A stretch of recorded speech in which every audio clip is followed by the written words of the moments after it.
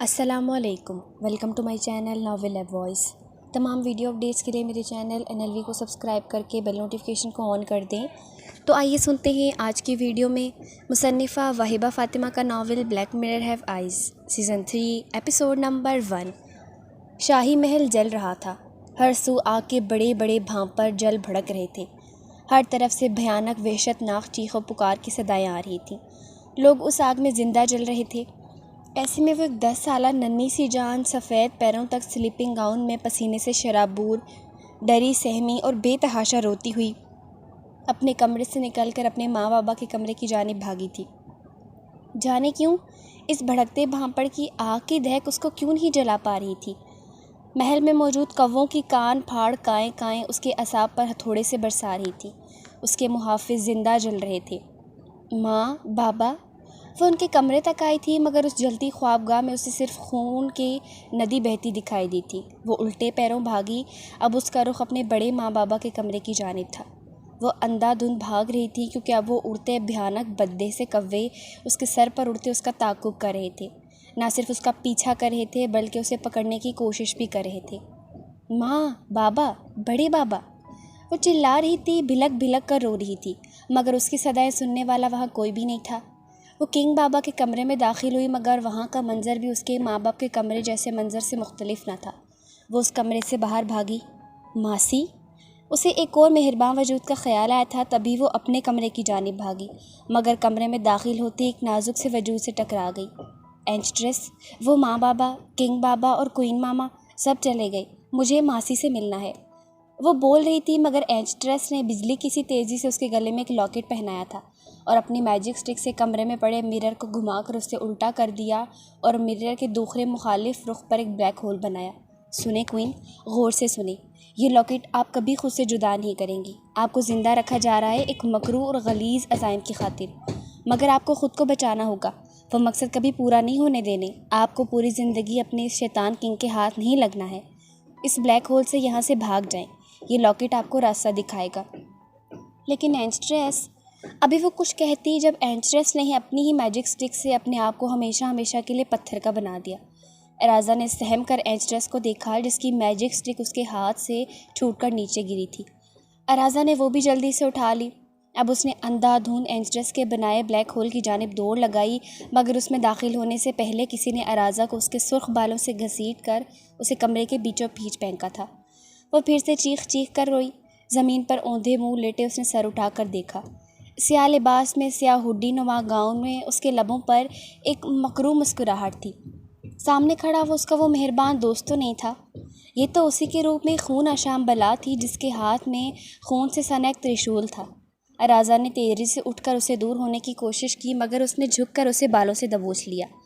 چھوڑو مجھے، تم گندے ہو، قاتل ہو، شیطان ہو، میں کبھی تمہیں معاف نہیں کروں گی، چھوڑو مجھے۔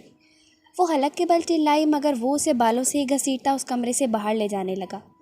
ارازا چیخ چیخ کر روتی، اسے جانے کیا کیا کہہ رہی تھی، لیکن وہ جیسے اسے سن ہی نہیں رہا تھا۔ باہر اب وہ کوے ان کے سروں پر اڑ رہے تھے۔ ارازا خوف و وحشت سے سفید پڑ گئی، کیونکہ اب وہ اسے اپنی خوابگاہ کی جانب لے جا رہا تھا، جس کے دروازے سے خون ندی بن کر باہر تک بہہ رہا تھا۔ ارازا کے حلق سے ایک وحشت ناک چیخ برآمد ہوئی۔ ارازا کے حلق سے وحشت ناک چیخیں برآمد ہو رہی تھیں کہ دفعتاً وشما نے اسے جھنجھوڑ کر اٹھایا۔ یہ ایک طوفانی قسم کی بارش کی رات تھی اور باہر موسم از حد خراب تھا۔ ارازا! وشما نے اسے پھر سے جھنجھوڑ ڈالا تاکہ وہ اپنی موجودہ تکلیف دہ کیفیت سے فوراً چھٹکارا پا لے۔ ارازا پسینے میں شرابور ہڑبڑا کر اٹھی تھی اور خوف و دہشت سے ادھر ادھر دیکھا۔ سرخ سلیپنگ گاؤن میں اس کا دودھیا بدن چاندی کی طرح دمک رہا تھا۔ حسین ترین چہرے پر پسینے کے چمکتے قطرے ایک الگ ہی منظر پیش کر رہے تھے۔ تم نے آج پھر وہی بھیانک خواب دیکھا ہے نا؟ وشما نے اس سے پوچھا تو ارازا جھٹکے سے وشما کے سینے سے لگی اور بہت زور سے آنکھیں بھیجتے اس بات میں سر ہلا کر وشما کے چہرے میں اپنا چہرہ چھپا لیا۔ وشما اداس ہوئی۔ پہلے تو یہ خواب کبھی کبھی تمہیں دکھائی دیتا تھا، مگر اب میں نے نوٹ کیا ہے ارازا، 1 ہفتے بعد تم 18 کی ہو جاؤ گی۔ اب یہ خواب شدت سے آنے لگا ہے اور روز آنے لگا ہے تمہیں، اس کا مطلب سمجھتی ہو؟ وشما کے یہ کہنے کی دیر تھی کہ ارازا پھوٹ پھوٹ کر رو دی۔ وشما گھبرا گئی۔ مما کو اٹھاؤں؟ تم ٹھیک نہیں ہو؟ وشما نے کہا تو ارازا نے تیزی سے نفی میں سر ہلا دیا۔ اگر صبح انہیں پتہ چلا کہ رات پھر تمہاری طبیعت خراب ہوئی اور میں نے انہیں بتایا تک نہیں تو وہ مجھ سے بہت زیادہ ناراض ہوں گی۔ وشما نے کہا تو ارازا نے اس کے سینے سے اپنا چہرہ نکالا اور اپنے آنسو صاف کیے۔ میں ٹھیک ہوں، اس کی ضرورت نہیں، ارازا نے آہستگی سے کہا۔ تم سو جاؤ، تم جانتی ہو اب اس کے بعد مجھے نیند آئی بھی تو پھر بھی میں سونا نہیں چاہوں گی۔ ارازا کے لہجے میں ایک اندیکھی وحشت اور نفرت سی تھی۔ وشما جانتی تھی اب وہ واقعی نہیں سوئے گی۔ ایک نادیدہ انچاہے وجود کو صرف خواب میں دیکھ لینے کی وجہ سے اب اسے آنکھوں سے کراہیت محسوس ہو رہی تھی۔ وشما آہستگی سے بستر پر نیم دراز ہوئی۔ ارازا بھی کروٹ بدل کر لیٹ گئی مگر جلد ہی بے چین ہو کر بستر سے اٹھ بیٹھی۔ کاش یہ بھیانک خواب اور اس کی وحشت ناک حقیقت سے اس کا دور دور تک کوئی تعلق نہ ہوتا۔ کاش یہ ایک بھیانک سا نظارہ تھا، یہ ڈریگن لینڈ کا منظر تو نہیں تھا، یہ تو کوئی برباد ہوئی اجڑی ویران ریاست تھی جہاں ہر سو سیاہی پھیلی ہوئی تھی اور دھواں سا اٹھ رہا تھا۔ ایسے میں وہ بھاری قدم اٹھاتا شاہی باغ کے درمیان میں چہل قدمی میں مصروف تھا۔ ہر سو ببول اور کیکٹس کے کانٹے ہی دکھائی دے رہے تھے، یہاں پر ہریالی اور پھولوں کا نام و نشان تک نہیں تھا۔ کنگ کاسپر کے چہرے کے تاثرات انتہائی کرخت اور وحشت ناک تھے۔ اتنے میں ہی آسمان پر حد نگاہ کائیں کائیں کرتے اڑتے ہوئے کوے دکھائی دیے جو آ کر کنگ کاسپر کے پیروں میں اترے تھے۔ کنگ کاسپر نے حقارت بھری نگاہ اپنے غلاموں پر ڈالی جو لگتا ہے اس کے کسی کام کے نہیں تھے کیونکہ آج بھی وہ خالی ہاتھ لوٹے تھے۔ سب نے اپنی بھیانک شکل اختیار کر کے سر جھکایا تو اٹھایا نہیں تھا جس کا مطلب انکار ہی تھا۔ کنگ کاسپر غصے اور اشتعال سے پاگل ہوا تھا۔ ایک لمحے میں ڈریگن میں بدل کر آگ اگل کر انہیں جلا کر خاکستر کرنا چاہا مگر کسی خاص نے اسے ایسا کرنے سے منع کیا تھا تو وہ بس انہیں جلا کر تکلیف دیتے ان کی چیخ و پکار سن کر محل کی چھت پر اتر آیا اور فوراً اپنی انسانی شکل اختیار کی۔ اگلے لمحے اپنی خوابگاہ میں تھا۔ کنگ کاسپر آ کر اپنی آرام گاہ میں نیم دراز ہوا۔ اسی وقت وہ اس کی خوابگاہ میں داخل ہوئی تھی۔ مکمل سیاہ لباس میں ملبوس، اسموکی آئیز اور سیاہ ہونٹ لیے وہ آ کر کنگ کاسپر کے پہلو میں نیم دراز ہوئی تھی۔ اس کے گلے بازو میں زنجیروں سے بنی بھدی سی جیولری تھی جو اسے بلیک وچ ظاہر کرتی تھی۔ وچ للت کنگ کاسپر کے قریب آئی اور اس کے چوڑے چٹانی سینے پر نرمی سے اپنا ہاتھ پھیرا۔ وہ ہمارے لیے محض ایک مورے، ایک پپٹ، ایک استعمال کرنے کے علاوہ کوئی اور کچھ بھی نہیں، کوئی حیثیت نہیں رکھتی وہ، للت نے کہتے کنگ کاسپر کے سینے پر اپنے لب رکھے۔ تو اس کے لیے میلارڈ کو اپنا اتنا خون جلانے کی کیا ضرورت ہے؟ مل جائے گی، ایک چیونٹی جتنی اوقات نہیں اس کی، للت نے اطمینان سے کہا۔ تبھی کاسپر نے اس کے سیاہ بال اپنی مٹھی میں جکڑے اور بالوں سے جھنجھوڑ ڈالا۔ تمہاری ہمت کیسی ہوئی تھی مجھے انہیں مارنے سے روکنے کی؟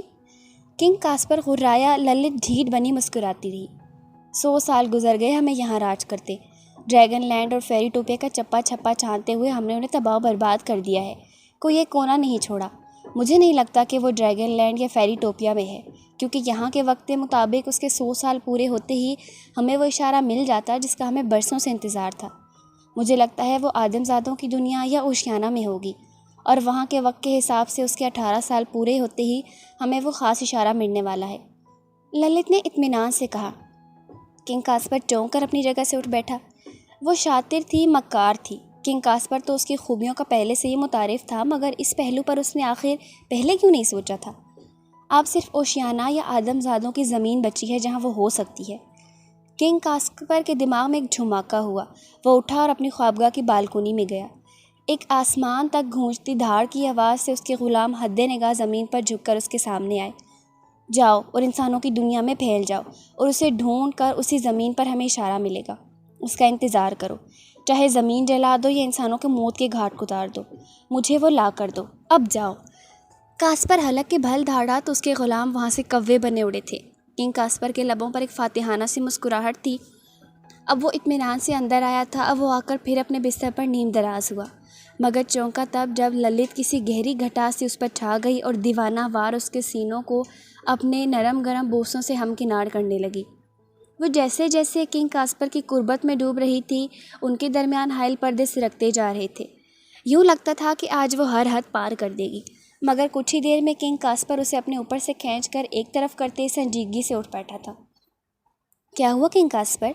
ہمارا مقصد پورا ہونے تک وہ کٹ پتلی ہماری پابند ہے، آپ کسی کی نہیں، تو پھر یہ تعلق قائم کرنے سے انکار کیوں جبکہ آپ کی کوئن صرف اور صرف مجھے بننا ہے؟ وہ جھٹکے سے اٹھتی کنگ کاسپر کے سامنے آئی تھی۔ کنگ کاسپر نے اسے ایسی شرر بار نگاہوں سے دیکھا تھا کہ وہ ایک جھرجھری سی لیتی اس کے سامنے سے ایک طرف ہٹی تھی۔ کنگ کاسپر خوابگاہ میں پڑے ایک ٹیبل تک گیا اور وہاں چاندی کے برتن میں رکھی سیاہ بیری اٹھا کر اپنے منہ میں رکھی تھی۔ ابھی مجھے کسی سے بھی کسی قسم کا کوئی بھی تعلق قائم کرنے میں دلچسپی نہیں ہے للت۔ کنگ کاسپر وہی کرتا ہے جو اس کے من اور دماغ کہتے ہیں۔ تم اب جا سکتی ہو یہاں سے۔ اس نے اس قدر سرد اور پتھریلے لہجے میں کہا تھا کہ للت فوراً اس کی خوابگاہ سے باہر نکلی تھی۔ پیچھے اس نے جام اٹھا کر اپنے لبوں سے لگایا۔ سوئٹزرلینڈ کے مشہور پہاڑی سلسلے ایلبس پر واقع اس گاؤں کا نام برگیون ہے۔ قدرتی مناظر کے شاہکار سے سجا یہ گاؤں دنیا کے خوبصورت ترین علاقوں میں ایک علاقہ مانا جاتا ہے۔ ان کا لکڑی اور پتھروں سے بنا گھر آبادی سے قدرے دور پہاڑ کی ڈھلوان کنارے پر واقع ہے، جس کے ارد گرد پھیلے کھیت ان کے اپنے ہیں۔ آج اتوار کا دن تھا۔ دونوں بہنوں کو آج کالج سے چھٹی تھی۔ ارازا اب تک بستر میں گھسی کسل مندی کا شکار تھی، جبکہ وشما بریک فاسٹ کر کے اب کھیتوں میں کام کرنے کے لیے تیار ہو رہی تھی۔ تبھی ان کے بابا جیٹسن دروازے پر ہلکی دستک دے کر کمرے میں داخل ہوئے۔ پاپا میں آپ کا ہاتھ بٹانے کے لیے نیچے آنے ہی والی تھی۔ وشما نے جلدی سے اپنے لیدر شوز پہنتے ہوئے انہیں کہا تو وہ مسکرا دیے۔ اور میری چھوٹی گڑیا کیوں نہیں اٹھی اب تک؟ جیٹسن مسکراتے ہوئے ارازا کے سر پر پہنچ گئے۔ بابا مجھے ابھی اور سونا ہے۔ اس نے اپنی آنکھوں کی سرخی چھپانے کو اپنا چہرہ نرم کمفرٹر میں چھڑایا۔ تمہاری ممی تمہیں کچن میں بلا رہی ہیں۔ جیٹسن نے آخری پتا پھینکا، مگر وہ کروٹ بدل کر بستر میں پھیل گئی تو جیٹسن مسکراتے ہوئے وشما کے ساتھ کمرے سے باہر نکل گئے۔ وشما اور رازا کا یہ کمرہ گھر کی پچھلی جانب اور ہر طرف سے محفوظ اور چاروں طرف سے بالکل بند تھا۔ وشما سیڑھیاں چڑھتی بیک یارڈ میں آئی۔ بابا آج ہم کیا کر رہے ہیں؟ وشما نے کمر پر ہاتھ رکھ کر ادھر ادھر دیکھا۔ سنہرے بالوں کے ساتھ وہ گلابی سی گڑیا دھوپ میں سنہرے تاج کی طرح چمک رہی تھی۔ جامنی رنگ شرٹ اور سکرٹ میں وہ بے تحاشا خوبصورت لگ رہی تھی۔ آج اسٹرابری کے پودے لگانے ہیں بیٹی، تو کام شروع کریں؟ جیٹسن نے مسکرا کر کہا۔ وشما نے اس بات میں سر ہلایا۔ میں زمین کھودتا ہوں، تم پودے لگاتی جاؤ۔ ٹھیک ہے بابا۔ وشما نے چھوٹے چھوٹے پودوں والی ٹوکری کو ایک بیلٹ کے سہارے اپنی پچھلی گردن سے باندھا۔ جیٹسن درمیانے سائز کے بیلچہ سے زمین کھودنے لگے اور وہ ٹوکری سے پودے اٹھا کر زمین میں دبانے لگی۔ کافی وقت گزر گیا تھا۔ ان کے کھیتوں کی زمین بہت نرم تھی، مگر ایک جگہ پر آ کر جیٹسن اٹک سے گئے تھے۔ وہ زمین کھودتے ہانپ گئے تھے، مگر وہاں بیلچہ نہیں لگ رہا تھا۔ ارے کیا مصیبت ہے؟ جیٹسن نے ہانپتے ہوئے جھنجھلا کر کہا۔ پاپا ٹھہریے، وہاں کچھ ہے۔ وشما کو اسکن کلر کی چیز چمکتی سی دکھائی دی تھی۔ جیٹسن نے پھر بیلچہ مارنا چاہا۔ پاپا ٹھہریے، آپ اسے کٹ لگا دیں گے۔ وشما نے ٹوکری سائڈ پر رکھی اور جیٹسن کو پیچھے ہٹا کر زمین پر گھٹنوں کے بل بیٹھی۔ اس نے ہاتھ سے مٹی پیچھے ہٹانی شروع کی تو اس کی حیرت کی انتہا نہ رہی کہ جو زمین بیلچہ لگنے سے بھی کھودنا مشکل تھی، اب وہ اسے ہاتھوں سے بآسانی پیچھے ہٹا پا رہی تھی۔ وشما نے جلدی وہ جگہ کھودی تو اس کے ہاتھ مٹی سے ہٹا ایک سلیکون کا گڈھا لگ گیا۔ ارے اسے یہاں کس نے رکھ دیا؟ وشما حیران ہوئی۔ وہ بے تحاشا خوبصورت نازک سا گڈھا تھا۔ وشما کو محسوس ہوا کہ اس کی مٹی لگی آنکھوں میں اس وقت اتنا درد تھا کہ وشما کو لگا وہ جیسے ابھی رو پڑے گا۔ وشما کو اس پر بے تحاشا ترس آیا تھا۔ کیا فضول سی چیز ہے، پھینکو اسے گڑیا، ابھی ہمیں کافی کام کرنا ہے۔ نہیں پاپا، میں اسے اپنے پاس رکھوں گی، اسے صاف کروں گی، یہ مجھے بہت اچھا لگ رہا ہے۔ وشما نے کہتے اسے اپنے بیگ میں رکھا۔ میری بچی واقعی چھوٹی سی گڑیا ہے جو ابھی بھی گڑیا سے کھیلے گی کیا؟ جیٹسن نے مسکرا کر کہا تو وشما ہنسی۔ یس پاپا، میں تو کھیلوں گی، اس نے اترا کر کہا۔ اور اگر میں اپنی بچی کو ایک جیتا جاگتا گڈھا لا دوں اس کی شادی کر کے تو؟ جیٹسن نے انتہائی محبت سے اپنی گڑیا کی ناک کھینچی تو اس نے برا سا منہ بنایا۔ نو پاپا، وہ مجھے نہیں چاہیے، وہ آپ ارازا کو لے دیں۔ اس نے چھوٹی سی ناک چڑھائی تو جیٹسن ہنس دیے۔ چلو تمہاری ماں لنچ کے لیے آواز دے رہی ہے۔ جیٹسن کے کہنے پر وشما نے اس بات میں سر ہلایا اور اپنے پاپا کا ہاتھ تھامے اندر کی جانب چل دی۔ اس سب کے دوران وہ اپنا بیگ اور اس میں پڑی ایک بے جان چیز کے بارے میں بالکل بھول چکی تھی۔ میرین دروازہ کھول کر کمرے میں داخل ہوئی تو وہ ہنوز کمفرٹر میں منہ دیے سو رہی تھی۔ میرین نے ایک سیر سانس کھینچی اور آگے بڑھ کر اس کے حسین چہرے سے کمفرٹر ہٹایا۔ ارازا میری جان، اٹھ جاؤ بیٹا، اب تو لنچ بھی تیار ہے، تمہاری صبح کب ہوگی ارازا؟ میرین نے اس کے سرخ آبشار سے گھنگریالے بالوں میں ہاتھ پھیرا تو اس نے نرمی سے مسکراتے ہوئے اپنی آنکھیں کھول دی۔ ماما آپ آخر مجھے اٹھا ہی دیتی ہیں۔ وہ سستی سے جمائیاں اور قاتل انگڑائیاں لیتی اٹھ بیٹھی۔ فریش ہو کر جلدی سے باہر آؤ، تمہاری پسند کی گرل فش بنائی ہے، میرین نے کہتے اس کے اوپر سے کمفرٹر کھینچ کر تہہ لگائی۔ وہ اٹھی۔ میرین نے اسے ایک نظر دیکھا اور بے تحاشا چونک گئی۔ میرین کے پیروں تلے سے جیسے زمین سرک گئی تھی۔ اس کے گلے میں ایک بیش بہا قیمتی لاکٹ تھا اور سینے پہ دل کے مقام پر ایک ڈریگن کا ٹیٹو۔ راضا یہ تمہارے گھر میں لاکٹ کہاں سے آیا؟ کس نے گفٹ دیا؟ کسی لڑکے کا چکر ہے کیا؟ اور یہ سینے پر ٹیٹو، تم نے کس کی پرمیشن سے یہ ٹیٹو بنوایا؟ یہ یقیناً تمہارے کالج کی ان شیطان دوستوں کی کارستانی ہوگی۔ اب مجھے بتاؤ کون ہے وہ لڑکا؟ میرین نے اس کے سر پر کھڑے ہو کر ایک ہی سانس میں جانے کیا کیا مفروضے قائم کر لیے۔ اراضا کو پہلے تو حیرت ہوئی، مگر سر جھکا کر دیکھا تو وہ خوف و دہشت سے پوری طرح سفید پڑ گئی تھی۔ ابھی رات ہی تو ایک بے انتہا خوبصورت عورت نے خواب میں اسے ایسا ہی لاکٹ پہنایا تھا، تو ابھی اس کے گلے میں کیسے آن پہنچا تھا؟ اس نے لرزتے ہاتھوں سے اس لاکٹ کو ٹٹولا، مگر اراضا کو اس کی باریک ہیرے جڑی چین کا سرا یا ہک نہیں ملی جس سے وہ اس چین کو اپنے گلے سے نکال سکتی۔ اس لاکٹ سے جڑا اراضا کے سینے پر ایک دودھیا رنگ کا بہت ہی چھوٹی سبز مرچ شیپ کا ہیرا دکھائی دیا۔ مما، کسی نے نہیں دیا، کسی لڑکے کا چکر وکر نہیں ہے، مجھے نہیں پتا یہ میرے گلے میں کیسے آیا، اور یہ کھل کر اتر کیوں نہیں رہا؟ اراضا نے اس لاکٹ کو جھٹکے سے کھینچ کر توڑنا چاہا، مگر اس کی دودھیا گردن سرخ پکڑ گئی، مگر وہ لاکٹ ٹس سے مس نہ ہوا تھا۔ میرین کے چہرے پر ہوائیاں اڑنے لگی۔ اراضا، کیا چھپا رہی ہو مجھ سے؟ کون ہے وہ؟ سچ سچ بتاؤ، اور یہ ٹیٹو؟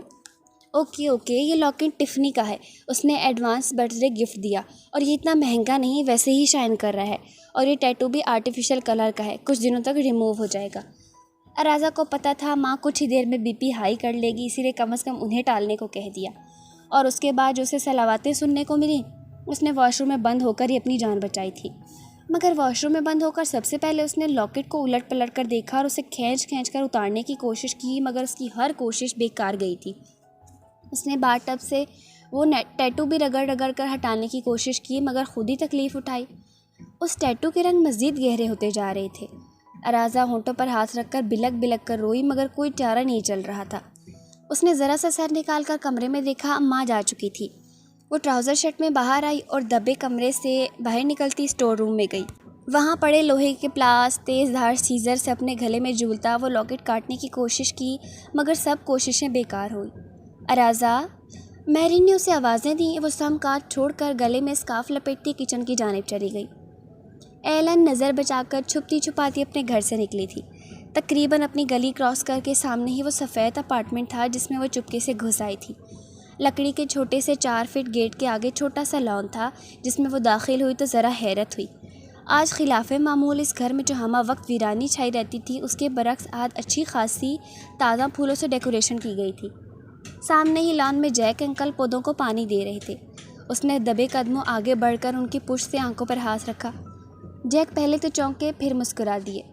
یہ میری چھوٹی سی آفت، میری گڑیا، میری بچی کے علاوہ اور کوئی نہیں ہو سکتا۔ جیک مسکرا کر پلٹا اور اپنی اکلوتی بھانجی کو انتہائی محبت سے دیکھا، جس کے دم سے آج تک اس ویران گھر میں رونق ہوا کرتی تھی۔ ایلن کے باپ کی ہزار مخالفت کے باوجود، اس کے بابا کا جیک کو ناپسند کرنے کے باوجود، اس کی ہمیشہ سے روٹین تھی کہ وہ اپنے فراغت کے تمام لمحات انہی دونوں میاں بیوی کے پاس گزارتی تھی۔ ماں آپ مجھے ہمیشہ پہچان لیتے ہیں، ایلن نے نروٹھے پن سے کہا تو وہ مسکرا دیے۔ رنجو مامی کہاں ہیں؟ اس نے لاؤنج کی کھڑکی سے اندر کی جانب جھانکا۔ کافی مصروف ہے تمہاری مامی، آج تمام انڈین کوزین بنائی جا رہی ہیں، جیک نے کہا تو وہ پوری طرح ان کی جانب متوجہ ہوئی۔ آج کوئی خاص بات ہے؟ گھر میں ڈیکوریشن بھی کوئی ہیں اور مامی بھی خاص انتظامات کر رہی ہیں۔ کیا بات ہے انکل؟ اسے حیرت ہوئی تھی کہ اس گھر میں کوئی نہیں آتا تھا۔ تمہارا فرسٹ کزن اور ہمارا بیٹا ناروے سے واپس لوٹ رہا ہے، ابیل جیک ڈیوڈ، اس نے مسکرا کر کہا تو اسے خوشگوار حیرت ہوئی۔ وہ جیک کے ساتھ اندر چلی گئی اور رنجنا کے ساتھ کھانا بنانے میں ہاتھ بٹانے لگی۔ جیک بھی ان کے ساتھ کام کرنے لگے۔ اسے حیرت ہوئی تھی، اسے معلوم تھا کہ اس کے انکل کا ایک بیٹا ہے، مگر کبھی اس نے اسے دیکھا نہیں تھا، اور زیادہ حیرت کی بات یہ تھی کہ ایلن نے اس گھر میں اس کی کوئی تصویر بھی نہیں دیکھی تھی۔ جیک اور رنجو بات کرتے ہوئے ذرا دیر کو اپنے کمرے میں چلے گئے تھے۔ ایلن نے ایپرن باندھ رکھا تھا، وہ گلابی سی گڑیا اس وقت بلیک ٹاپ اور بلیک ٹراؤزر پہنے ہوئی تھی۔ جیکٹ اتار کر باہر صوفے پر رکھی ہوئی تھی اور اسکارف گلے میں جھول رہا تھا۔ سنہری بالوں کا جوڑا بنا رکھا تھا، گلابی لبوں پر بس لپ بام تھا، اس کے علاوہ وہ کوئی میک اپ نہیں کیا کرتی تھی۔ اس نے ایپرن باندھ رکھا تھا اور اب وہ ٹیبل پر کھانا لگا رہی تھی، کیونکہ بقول انکل کہ ان کا سپوت بس پہنچنے ہی والا تھا۔ باہر دروازے کے سامنے گاڑی کے رکنے کی آواز آئی تھی۔ انکل آنٹی باہر آئے، شاید وہ آ گیا۔ ایلن نے کچن سے نکلتے ہوئے ایکسائٹیڈ سا ہوتے جیک اور رنجنا کو آواز دی۔ اس کے ہاتھ میں مٹر پنیر کا باؤل تھا۔ یہ وہی وقت تھا جب وہ ایک یونانی دیوتا کا سا حسن لیے ایک مضبوط چٹانی سے دراز قد خوبروز شخص گھر کا بیرونی دروازہ کھول کر اندر داخل ہوا تھا۔ ایلن اسے دیکھنے میں اتنی مگن تھی کہ اپنے سامنے ہلکا مڑا ہوا کارپٹ بھی نہیں دیکھ پائی۔ آنے والے کی بھی نگاہ سب سے پہلے ایلن پر ہی اٹھی تھی۔ ایلن کا پاؤں کارپٹ میں الجھا، وہ ایک دلخراش ٹیک کے ساتھ بری طرح لڑکھڑائی اور کھولتے ہوئے گرما گرم مٹر پنیر کا باؤل اس کے ہاتھوں سے چھوٹ کر ہوا میں اچھلا۔ اس سے پہلے وہ گرتی اور کھولتا ہوا سالن اس کے منہ پر گرتا، وہ اگلے ہی لمحے ایلن کے بے حد قریب اس کی کمر کے گرد بازو حمائل کرتا، ایلن کو تھام کر باؤل کو سالن سمیت کیچ کر چکا تھا۔ ایلن بہت زیادہ خوفزدہ ہوئی تھی۔ اگلے لمحے کے تصور نے اس کے رونگٹے کھڑے کر دیے کہ اگر وہ اسے نہ تھامتا تو اس کے ساتھ کیا ہوتا۔ وہ اس کی باہوں کے حصار میں لرز اٹھی تھی، مگر حیرت و یقینی سے اسے دیکھے گئی کہ وہ محض ایک لمحے میں اس تک کیسے پہنچ گیا تھا۔ ابیل نے سنجیدگی سے اس نازک سی مگر بے وقوف لڑکی کو دیکھا، اسے سیدھا کھڑا کر جلدی سے اس کی کمر سے ہاتھ ہٹایا اور باؤل ٹیبل پر رکھ دیا۔ کون ہو تم اور ہمارے گھر میں کیا کر رہی ہو؟ بھاری گھمبیر لہجے کی وائبریشن نے ایلن کے دل میں گدگدی سی کی۔ ابیل کی آنکھیں بالکل سیاہ تھیں۔ ایلن کچھ بولتی کہ اس سے پہلے ہی جیک اور رنجنا اپنے روم سے نکلے۔ رنجنا بھاگ کر ابیل تک پہنچی اور اسے سینے میں بھینچ لیا۔ ایلن کو اسٹون مین کو دیکھ کر لمحہ بھلمبا حیرت ہو رہی تھی کہ ماں کو سینے سے لگانے کے بعد بھی اس کی سڑیل شکل بے تاثر تھی۔ وہ پھر اسی سنجیدگی سے جیک کے گلے لگا۔ جیک اور رنجنا اس سے اس کا حال احوال پوچھتے رہے، جن کا وہ سنجیدگی سے جواب دیتا رہا۔ ایلن تم چلائی کیوں تھی؟ جیک بہت جلد اس کی جانب متوجہ ہوا تو وہ جو اسٹون مین کو ہی آبزرو کر رہی تھی، یہ دیکھ کر متحیر زدہ ہو گئی کہ جیک کے یہ سوال پوچھنے پر سامنے والے نے اپنے جبڑے اس بری طرح بھینچے تھے کہ ایلن کو اس کی دماغ کی رگیں پھولتی محسوس ہوئی۔ انکل وہ میں گرنے والی تھی، یہ کھولتا باؤل میرے اوپر گر جاتا مگر ابیل نے مجھے بچا لیا۔ ایلن بات جیک سے کر رہی تھی مگر اب بھی اس کی نگاہوں کا فوکس اس کا خوبصورت پر اسرار سا چہرہ تھا جس سے وہ بری طرح زج ہو رہا تھا۔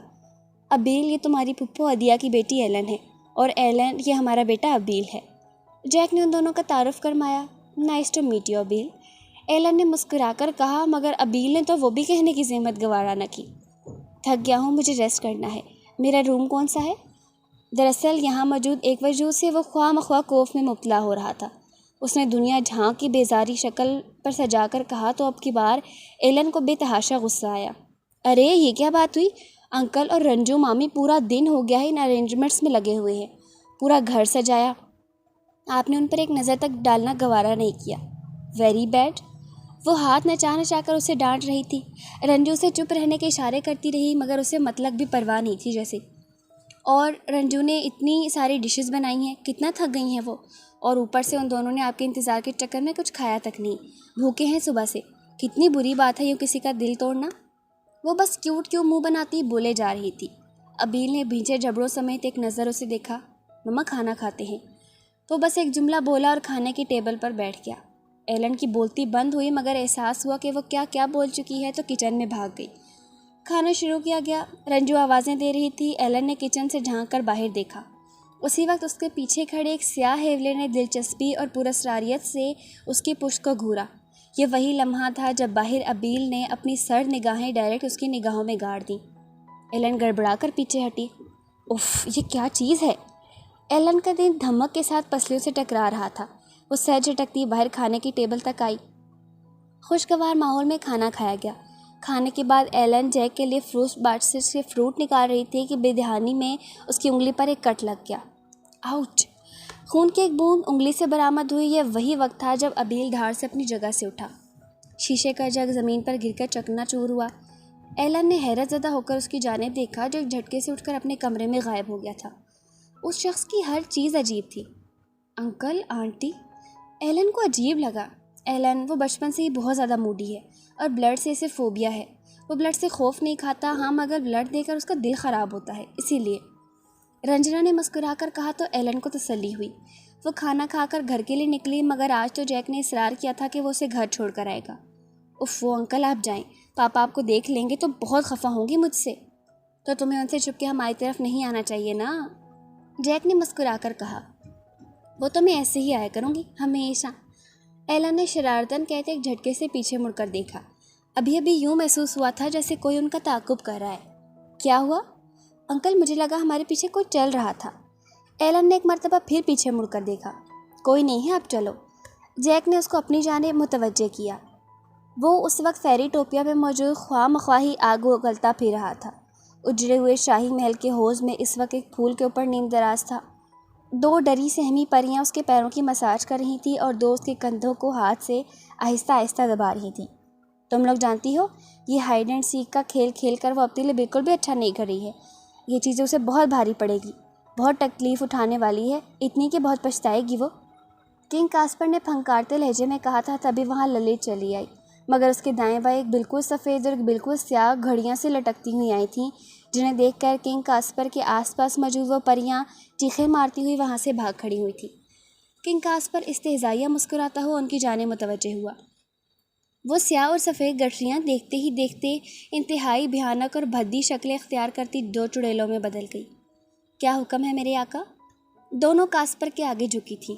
میں جانتا ہوں تم میرے غلاموں میں سب سے زیادہ چال باز، مکار، شاطر چڑیلے ہو کہ تمہارے چھلاوے اور دھوکے سے کوئی بھی بڑی آسانی سے بے وقوف بن سکتا ہے۔ مجھے کسی پر بھروسہ نہیں کہ وہ میرا یہ کام کریں گے، تم دونوں پر ہے۔ اب جاؤ زمین پر اور اسے اپنے دام میں اس طرح پھانس لو، ایسے کہ اس کے بچ نکلنے کی کوئی تدبیر کام نہ آئے، اور لا کر پھینک دو اسے میرے قدموں میں۔ کنگ کاسپر کے ہر لفظ کے ساتھ وہ بھیانک چیخیں مارتی اس کے قدموں میں جھکی۔ جو آپ کا حکم آقا، وہ کہتی ہوئی وہاں سے مکرو کہہ کے لگاتی غائب ہو گئی تھی۔ کنگ کاسپر پھر سے پھول پر نیم دراز ہوا اور آنکھیں موند لی۔ اب اسے جانے کیوں لگتا تھا کہ وہ اپنے مقصد کے بہت قریب ہے۔ للت اس کے پہلو میں آ کر بیٹھی اور اس کے کشادہ چٹانی سینے پر ہاتھ رکھا۔ کنگ کاسپر، للت نے اسے پکارا۔ مختصر سا جواب تھا۔ اس سے پہلے وہ کچھ کہتی تبھی انہیں خاص بلاوا آیا۔ کنگ کاسپر الرٹ ہوا۔ اس نے اپنی میجک سٹک سے ایک بلیک ہول بنایا۔ وہ دونوں اس میں داخل ہوئے اور اگلے ہی لمحے وہ دونوں ڈریگن لینڈ کے محل میں زمین 2 سیڑھیاں اتر کر بہت نیچے اندھیروں میں ایک بالکل سیاہ کمرے کے سامنے تھے۔ یہاں روشنی نہ ہونے کے برابر تھی، صرف کاسپر کی اور للت کی آنکھوں سے نارنجی روشنی نکل رہی تھی۔ ایک گھناؤنی چرچراہٹ سے اس کمرے کا دروازہ کھلا اور وہ دونوں اندر داخل ہو گئے۔ سامنے ہی اس گپت اندھیر کمرے کے کونے میں ایک وجود کھڑا تھا، جس میں سے سرخ اور نارنجی رنگ کی آگ کی لپیٹیں نکل رہی تھیں۔ کاسپر اور للت اس وجود کے پیچھے گھٹنوں کے بل جھکے۔ آقا، کاسپر نے بول کر اپنی موجودگی کا پتہ دیا۔ میں لوسیفر کا بیٹا داسم بہت خوش ہوں تم سے۔ ہم اپنے مقصد کے بہت قریب ہیں کاسپر۔ ایک صدی کے انتظار کے بعد آخر اب وہ وقت آن پہنچا ہے، اسی لیے اب میں کسی قسم کی کوئی غلطی برداشت نہیں کروں گا۔ ایک بھیانک بھدی سی آواز اس اندھیرے میں گونجی۔ جیسے آپ چاہیں گے بالکل ویسا ہوگا میرے مالک، کاسپر نے اطمینان سے کہا۔ پاپا، للت نے کچھ کہنا چاہا۔ تمہاری چاہت بہت جلد پوری ہوگی میری بیٹی، صرف کچھ وقت کی بات ہے۔ ڈریگن لینڈ کی کوئن صرف تم ہی بنو گی۔ اس بھدے وجود میں سے آواز آئی تو للت مکرو کہہ کے لگانے لگی۔ دیکھتے ہی دیکھتے وہ وجود وہاں سے غائب ہو گیا۔ اب اس کمرے میں ملگجا سا اندھیرا تھا۔ اس کمرے کے در و دیوار سے شیطانیت اور حیوانیت ٹپک رہی تھی۔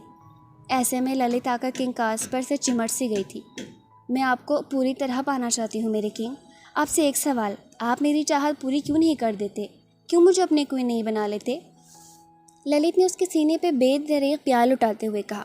کنگ کاسپر نے نرمی سے اسے خود سے دور ہٹا دیا، مگر للت غم و غصے سے پاگل ہوتے مزید اس سے لپٹ گئی تھی۔ للت، دور ہٹو، مجھے نفرت ہے اس تعلق سے، گھن آتی ہے اس کام سے، تو جس کام سے مجھے نفرت ہے میں اسے آخر کیوں کروں؟ تو مجھے ابھی مجبور مت کرو۔ جب ہم اپنے مقصد میں کامیاب ہو جائیں گے اور تم میری کوئن بنو گی تو دیکھا جائے گا۔ کنگ کاسپر نے اسے خود سے دور پٹکا۔ وہ غم و غصے سے چلانے لگی۔ مجھے ضروری کام ہے للت، مجھے جانا ہوگا۔ کنگ کاسپر پھنکار کر کہتا وہاں سے نکلتا چلا گیا۔ پلیز راجا مان جاؤ نا، پلیز، دیکھو ہمارا دل ٹوٹ جائے گا۔ کتنے پیار اور مان سے ہم نے یہ سب ارینج کیا ہے، اگر تم نے انکار کر دیا تو سب کا دل ٹوٹ جائے گا، پلیز۔ وہ دونوں بہنیں اگلے دن کالج میں موجود تھیں اور اب آف ٹائم میں سب دوستوں نے اسے گھیر لیا تھا۔ 2 دن بعد اس کی برتھ ڈے تھی۔ اس کی سب سے بہترین دوستیں ٹفنی اور کیلی تھیں۔ ٹفنی کا فارم ہاؤس ان کے گھر کے قریب تھا۔ وہ وہاں اس کے لیے برتھ ڈے پارٹی ارینج کرنا چاہتی تھیں۔ وہ چاہتی تھیں کہ جس رات 12 بجے اس کا برتھ ڈے اسٹارٹ ہو، وہ رات یہ لوگ فارم ہاؤس میں گزار کر انجوائے کریں۔ برتھ ڈے پارٹی بھی اسی رات ہو، اور ارازا مان نہیں رہی تھی۔ ارازا نے اس وقت اپنی مٹھی میں اپنے لاکٹ کا دودھیا ہیرا تھام رکھا تھا، جس میں سے ایک جانی پہچانی آواز سنائی دے رہی تھی۔ اس لاکٹ کے ظہور پذیر ہونے سے پہلے یہ آواز اسے اپنے اندر سے سنائی دیتی تھی۔ اب کل سے اسے یہ آواز اس لاکٹ کے ہیرے سے سنائی دے رہی تھی۔ ارازا، انکار کریں، آپ ایسا کچھ نہیں کریں گی۔ یہ رات آپ نے اپنے گھر کے بنکر میں گزارنی ہے، سمجھی آپ؟ ٹفنی، دیکھو، پرسیں رات کو ویدر الرٹ جاری کیا گیا ہے۔ اس قدر بھیانی قسم کی طوفانی رات ہے، برف باری بھی ہو سکتی ہے، اور تمہیں پتہ ہے میں ایسے موسم سے کتنا خوفزدہ ہو جاتی ہوں۔ وہ رات مجھے اپنے بنکر स्विट्ज़रलैंड में तकरीबन हर घर में ज़मीन दोस्त रिहाइश के लिए कमरे और ख़ास जगह बनी होती हैं जिन्हें बंकर कहते हैं। मैं गुजारनी है, मैं कोई बात नहीं सुनूंगी। बंकर तो मेरे अपार्टमेंट में भी है, अगर ज़्यादा प्रॉब्लम हुई तो हम अपना अरेंज हमारे बंकर में कर लेंगे, कोई बात नहीं। टिफ़नी ने उसका यह बहाना भी रद्द किया। हरगिज़ नहीं अराज़ा, कोई भी एहतियाती हो सकती है, आप इनकार करें। अराज़ा को फिर एक आवाज़ आई, टिफ़नी पूरी रात घर से बाहर रहने के लिए मम्मी और पापा कभी अलाउ नहीं करेंगे। अराज़ा ने आखिरी पत्ता फेंका। कैली ने उसे गुस्से से घूरा जबकि विश्मा खामोश तमाशाई बनी हुई थी। टिफ़नी खिलखिलाकर हंसी। तुम्हारी इत्तला के लिए अर्ज़ है कि मैं अंकल आंटी से पहले ही परमिशन ले चुकी हूँ, क्योंकि मेरा अपार्टमेंट हर तरह से बिल्कुल सेफ है, तो उन्होंने इजाज़त दे दी है। यस। टिफ़नी अपनी फतेह पर मसरूर हुई। अराज़ा ने बेबसी से अपने लॉकेट की जानिब देखा। नो अराज़ा, हरगिज़ नहीं। अराज़ा को वो आवाज़ मुसलसल आ रही थी, मगर आपकी बार टिफ़नी और कैली ने उसे इस कदर मजबूर किया कि उसने इस आवाज़ पर कान न धरने का फ़ैसला किया था। विश्मा और अराज़ा अपनी अपनी साइकिल से घर की जानिब निकली थी जब बीच रास्ते उन्हें साइकिल को ज़ोरदार किस्म की ब्रेक लगानी पड़ी कि बीच सड़क एक बिल्कुल स्याह और एक बिल्कुल सफ़ेद बिल्लियाँ उनका रास्ता काट गई थीं।